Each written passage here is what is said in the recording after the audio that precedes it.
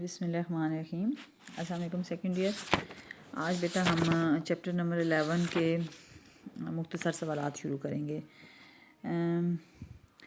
ذرا زیادہ ہو جاتے ہیں یہ، اب چیپٹر ظاہر کافی بڑا ہے لیکن آج تو اتنا زیادہ نہیں ہے، کل پھر ہم 3 وہ جو خود مختار بڑے خاندان ہیں ان کو لکھیں گے۔ آج ہم سلطنت ادریسیہ سے لے کے آل بویہ تک جو ہے نا ان تمام خاندانوں کا بارے میں کوشش کریں، کوشچنز بنا لیں۔ عہد بنو باس کی 2 خود مختار ریاستوں کے نام لکھیں تو کوئی بھی 2 آپ نام لکھ سکتے ہیں۔ سلطنت ادریسیہ کا بانی کون تھا؟ سلطنت ادریسیہ کا بانی جو ہے ادریس بن عبداللہ تھا، جو کہ ایک فاطمی تھے۔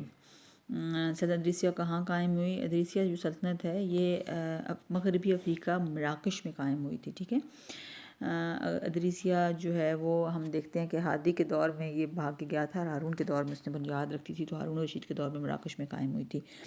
اغلبیہ کے بارے میں کچھ کوشچنز یہ اب ادریسیہ اغلبیہ تحریک کوشچن رپیٹ ہو رہے ہیں لیکن یہ آپ دوبارہ لکھ لیں، آپ کو اچھی طرح یاد ہو جائیں گے، ذرا امپورٹنٹ ہے۔ اغلبیہ کہاں اور کس کے دور میں قائم ہوئی؟ تو ہارون رشید کے دور میں شمالی افریقہ میں یہ ریاست قائم ہوئی تھی نا، جو موجودہ مصر ہے اور اس کے ساتھ کے علاقے تھے۔ دولت اغلبیہ کے بانی کا نام تو ابراہیم بن اغلب اس کا نام تھا۔ ابراہیم بن اغلب نے کتنے خراج کے عوض افریقہ کی ولایت حاصل کی تھی؟ تو 40,000 دینار کے عوض جو ہے یہ معاہدہ طے پایا تھا کہ وہ 40,000 دینار سالانہ دے گا، اور اس طرح خلیفہ نے اس کے خاندان کو مستقل حکومت دے دی نا۔ دولت اغلبیہ کے بحری کارنامے لکھیں تو یہ آپ کا ایک پورا پیرا لکھا ہوا بیٹا کہ کس طرح اغلبیہ نے ایک مضبوط بحریہ تعمیر کی تھی، اور پھر سسلی کا جو جزائر کریٹ اور سسلی تھے مامون کے دور میں فتح ہوئی زیاد اللہ کے ہاتھ نا، جو ابراہیم بن اغلب کا بیٹا تھا۔ اس طرح انہوں نے مالٹا اور سارڈینا کے جزائر فتح کیے۔ رومی جو تجارت تھی بحیرہ روم میں اس کو نقصان پہنچایا، اور پیکے ہیٹی یہی بتاتے ہیں کہ ایتھنز یونان سے بھی جو کتبے ملے اس سے پتہ چلتا ہے کہ 10ویں صدی کے آغاز میں یہاں پر اغلبیہ کی حکومت تھی، تو اس طرح انہوں نے کافی بڑے علاقوں پہ قبضہ کیا اپنی بحری فوج کی مدد سے۔ طاہریہ خاندان کا بانی، سلطنت طاہریہ کا بانی جو ہے طاہر بن حسین تھا، جو مامون کا ایک بہت بڑا جرنیل تھا۔ دولت طاہریہ کہاں اور کس کے دور میں قائم ہوئی؟ تو دولت طاہریہ خراسان میں ایران میں مامون کے عہد میں قائم ہوئی تھی۔ دولت صفاریہ کا بانی یعقوب بن لیث صفاری نام تھا اس کا۔ دولت سامانیہ کا بانی جو ہے اس خاندان کے نا، دولت سامانیہ جو ہے اس میں سب سے پہلے جو ہے ہم دیکھتے ہیں کہ نوح بن نصر جو تھا سامانی، اس کو طاہریوں نے ماورا النہر کا حکمران بنایا۔ تو پھر اس کے بعد اس کے آگے سے جو نوح بن نصر کے نا اس کے خاندان کے بیٹے وغیرہ احمد یحییٰ اور الیاس، ان کو فرغانہ چاچ اور ہرات کی حکومت ملی۔ اس کے بھائی تھے نا نوح بن نصر کے، احمد یحییٰ اور الیاس، تو ان کو بھی حکومت ملی۔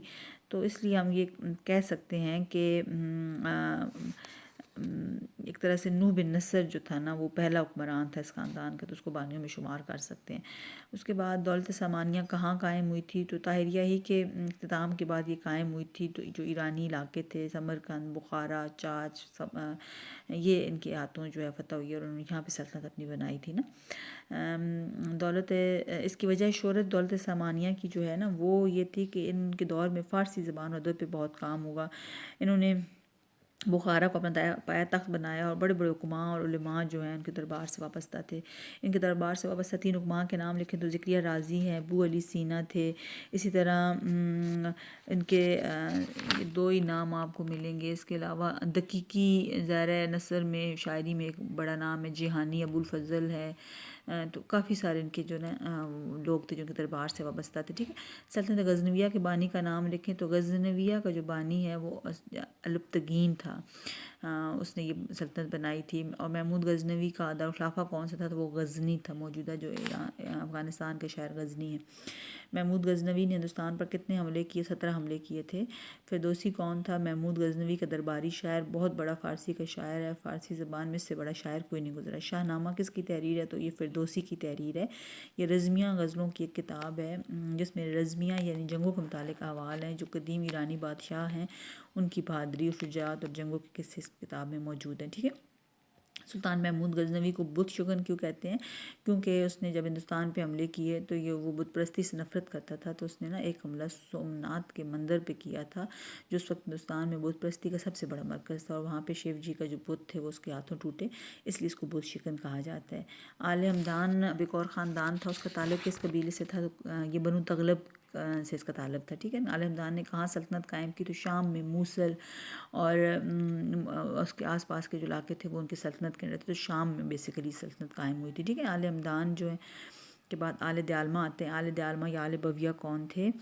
آل بویہ یا آل دیالمہ کیونکہ دیلم کے رہنے والے تھے تو ان کو آل دیالمہ بھی کہتے ہیں. یہ بحیرہ کیپسن کے جنوبی ساحل کے ساتھ رہتے تھے. ان کا دعویٰ تھا کہ وہ ساسانی خاندان سے تعلق رکھتے ہیں. آل دیالمہ عباسی خلافت کو کیوں ختم کرنا چاہتے تھے؟ کیونکہ وہ شیعہ رجحانات رکھتے تھے اور فاطمی جو خلیفہ تھا مصر میں اس کے ساتھ ان کی وفاداریاں تھیں. وہ چاہتے تھے کہ عباسی خلیفہ کی خلافت ختم کر کے فاطمی خلافت قائم کی جائے. کتنے سال یہ بغداد پر قابض رہے؟ تو ان لوگوں کا 100 سال تک بغداد پر قبضہ رہا تھا. آل دیالمہ کے 2 حکمرانوں کے نام لکھیں. تو یہ کافی سارے حکمران موجود ہیں آل دیالمہ کے، ٹھیک ہے. جس طرح دیالمہ کے جد امجد جو ہے ابو شجاع، اس کے 3 بیٹے جو ہیں ان کو حکمرانی ملی تھی.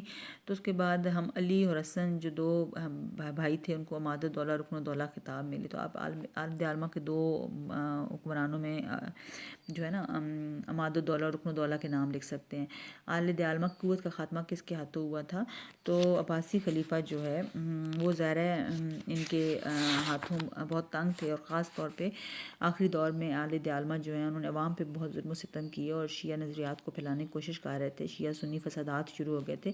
ایسے میں ہم دیکھتے ہیں کہ خلیفہ عباسی خلفاء نے نا علب ارسلان جو کہ سلجوقی حکمران تھے ان سے ایک طرح سے تغرل بیگ سے مجھ سے غلطی ہو گئی. تغرل بیگ جو سلجوقی حکمران تھے نا تو خلیفہ نے ان سے مدد مانگی اور عباسی خلیفہ نے تغرل بیگ کو بغداد میں آنے کی دعوت دی، اس سے رابطہ کیا.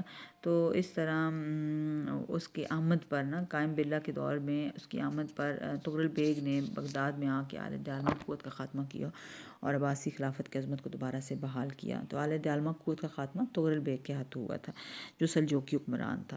تو یہ بیٹا آج کے کوسچن ہیں، ان کو آپ یہ 26 کوسچن ہیں، ان کے آنسرز لکھیں اور نیٹ کریں. لیکن چیک میں اکٹھا آپ سے کر لوں گی، کل بھی کوسچن لکھواؤں گی تو اکٹھے پھر آپ سے چیک کر لوں گی. آپ ان کو لکھ کے لرن کریں. اب آپ لوگوں کے ایگزامز بھی جنوری ٹیسٹ بھی ہونے والے ہیں، ٹھیک ہے. جنوری ٹیسٹ میں ایک چیپٹر ابھی ہم چیپٹر نمبر 12 بھی پڑھیں گے سلیبی جنگوں کا، تو وہ بھی انکلوڈ ہوگا. تو یہ سارا پھر آپ کا شروع پہلے چیپٹر سے لے کے 12 تک سارا جنوری ٹیسٹ میں ایڈمیشن ٹیسٹ میں انکلوڈ ہوگا. اوکے.